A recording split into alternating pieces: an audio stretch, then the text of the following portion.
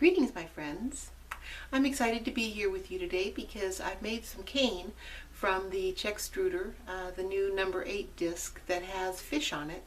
So I made some little tiny fish and it was really fun. I want to show you that.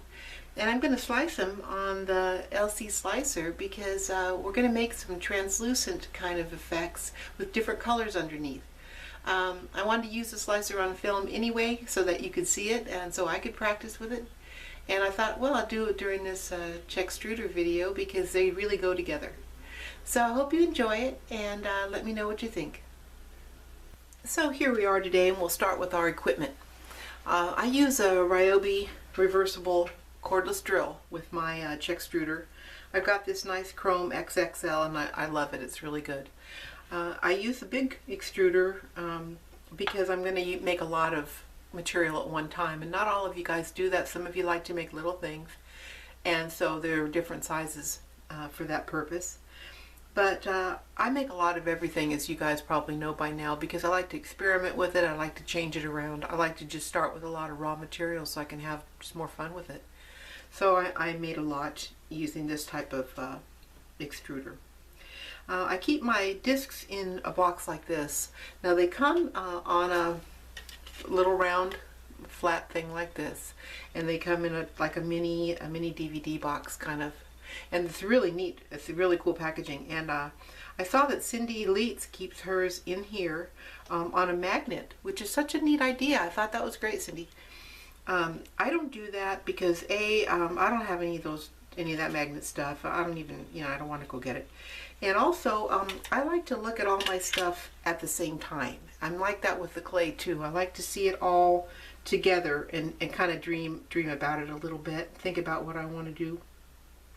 So I keep them all laid out here so I can see them together. And I've got this very ingenious device that I invented. Okay, well, it's not ingenious, but it's a device, and it's a piece of translucent clay on this throwaway metal brush handle. And the reason I do it is because I can do this and I can pick up whatever I want and I don't have to fumble around, try to get underneath there, So that's my disc picker upper, and that's the method that I use to work with those. Also, when you take them off of the initial holder that they come on, it's recommended that you file the edges. I had better luck with a nipper.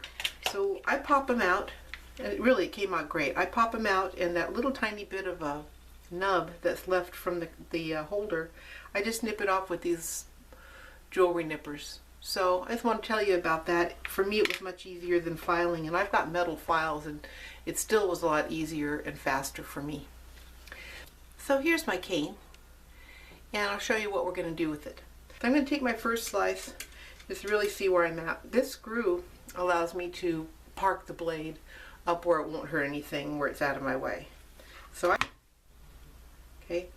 so even this thin, okay, that's just, it's like a piece of paper, okay? And I'll show you with a light so you can kind of see where I'm going here, okay? So you see how the light's shining through it? Well, that's what my current obsession is. It's this whole light shining through it thing. So the bracelets that I made for you, the winners of my fish contest, are going to be made with these super shaped slices over color. And I'm not kidding you, it's a blast. So after you get about your size that you want to go determined, it's not slow after that. Okay? So all these I'm doing about 1 3/4 turns. I can feel what I'm doing with my wrist without having to stop and measure. And I'm ending up with slices all over the place. Okay, so I've got my blade parked like this, and I'm going to put this cover on it. Because the cutting thing, I guess it's like any precaution. I'm not one of those people that goes on and on about toxic clay, and I got to do all this, and you can't breathe any dust. Things happen in life.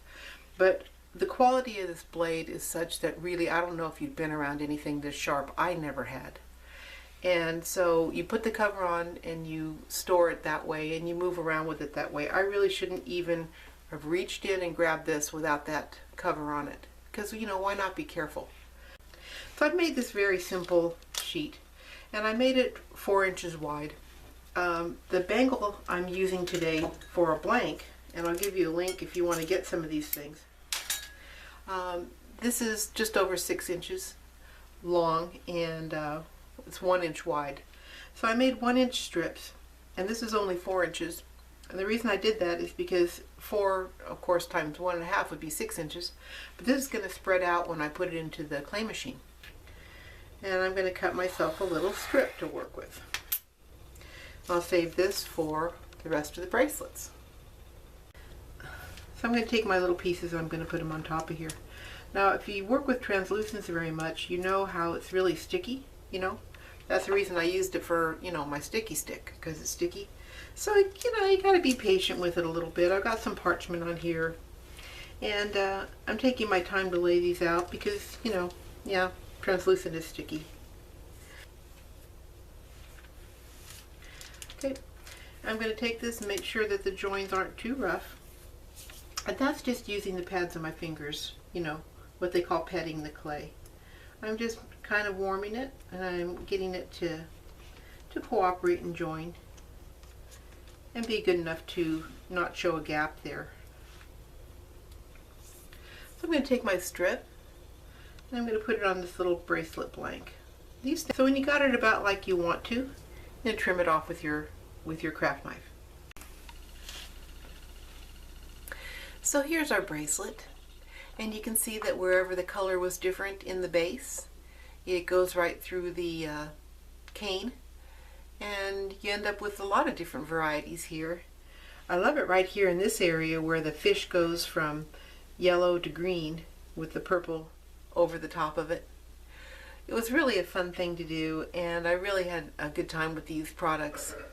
And I just want to let you know that, you know, I'm a full-time clay instructor and artist, so I get a lot of opportunities to try products out. You know, that's a lot of what I do. But, you know, you don't get commission or anything for this. It's not where you have to say things to get paid. It doesn't work like that.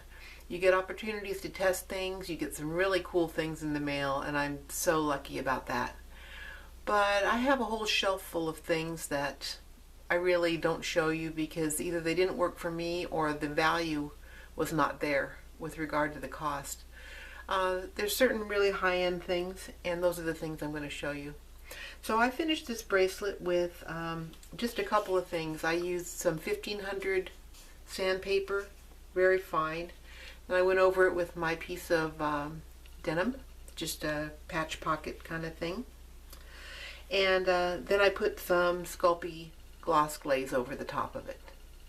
Well, I hope you enjoyed that. I know I did, and you know, it is all about me.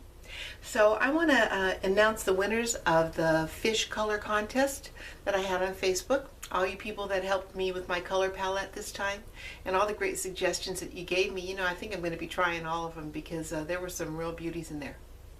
So thanks very much for that, and my winners are Mary Beth Hanson Hobbs and Nola Beckham and Marissa Patton. So if you three will email me your addresses, I will be sending you a bracelet that's signed out of this material that we made.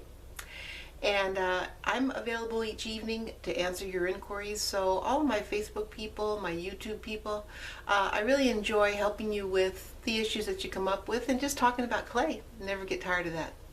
So email me and I will answer. And thank you so much for tuning in. I'll see you next time.